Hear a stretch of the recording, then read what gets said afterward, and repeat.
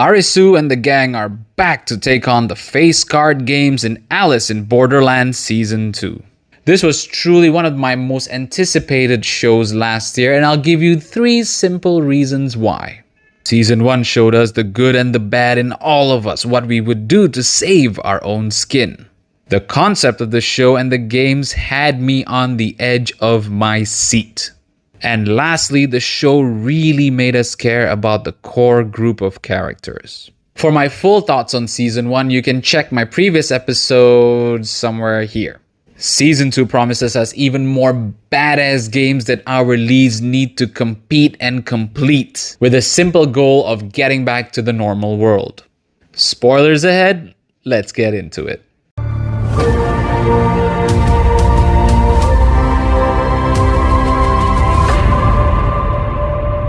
If you enjoyed this episode and all the other content I've been putting out lately, please do subscribe. We start off Season 2 with a literal bang as we are thrust into the King of Spades game.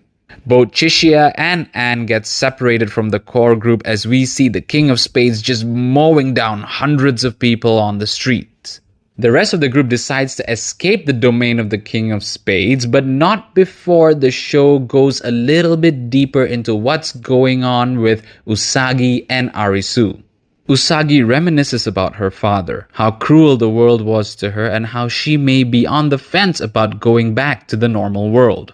Arisu, on the other hand, is determined to find out more about who is behind all these games, why they are here, and how do they get back to the normal world. Next up, the group takes on Kuma, the king of clubs, in a teamwork-based game. Arisu, Kuina, Usagi, and Tata hesitantly join forces with none other than Niragi. Yep, this guy survived the fire at the beach.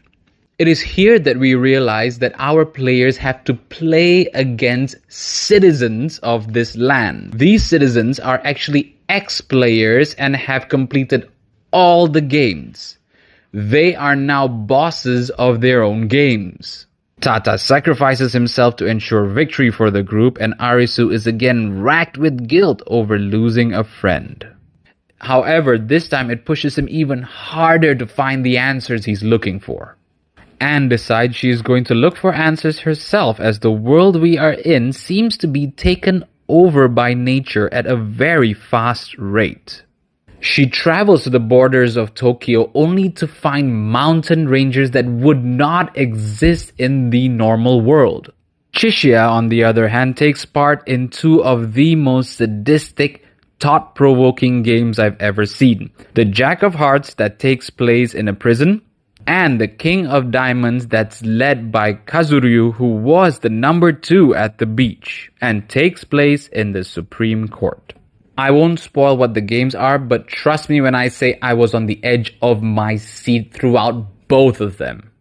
While out hunting for food, Usagi and Arisu are separated by the King of Spades. Arisu nearly dies but is saved by none other than Aguni, another player back from the dead. As the season slowly wraps up, episodes 7 and 8 are probably the 2 best episodes in the entire series. In episode 7, the groups unite and take on the King of Spades. And I'm not going to spoil anything, but there will be blood. Lots of blood. The action scenes here are so raw and gritty, and the fight choreography was surprisingly good too. In episode 8, they face off against the last remaining face card game. Yep, you guessed it, the Queen of Hearts, bossed by none other than Mira. This was one of those nail-biters and truly different from all the games that we've seen before. Mira offers Arisu a bunch of different explanations for the reason behind the games. Everything from aliens to we are in the future to all of this is inside your head and nothing is real.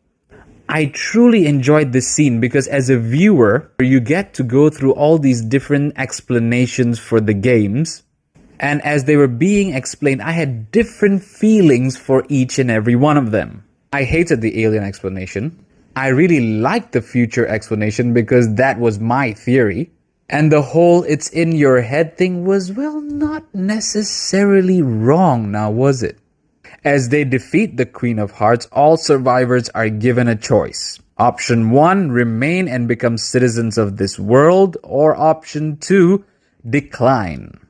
We see all our survivors decline, and it is finally revealed to us what happened the day of the disappearances. While Arisu, Karube, and Chota ran into the subway, a meteor struck that area. We are also shown that everyone we've come across in the other land were all in and around the same area the meteor hit. This other land that we refer to, it's called the Borderland. Why? Well, it's really simple. It's the border between life and death. And it's quite simple, really. If you choose to stay, you are choosing death. And if you decline to stay, you are choosing life. Hey, wait a second. That sounds exactly like the first game they played back in Season 1, doesn't it?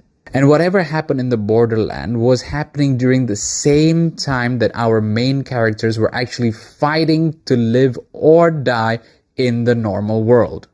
However, my theory can be literally thrown out the window, because while we are all led to believe in that somewhat happily ever after ending, the camera zooms in on a Joker card and the scene cuts to black. I've not read the manga, but this can't be good, can it? Overall, Season 2 of Alice in Borderland was even better than its first season. It's very rare nowadays that we see a follow-up season that's better. A truly mind-blowing show from start to finish. Have you seen Alice in Borderland Season 2? Do you think we would get a Season 3? Share your thoughts in the comments below. And if you've enjoyed this episode of Raul Reviews, please sub, share, like, comment, do all of these things, as they'll be much appreciated on my end. You guys have a great day now, and I'll catch you in the next one.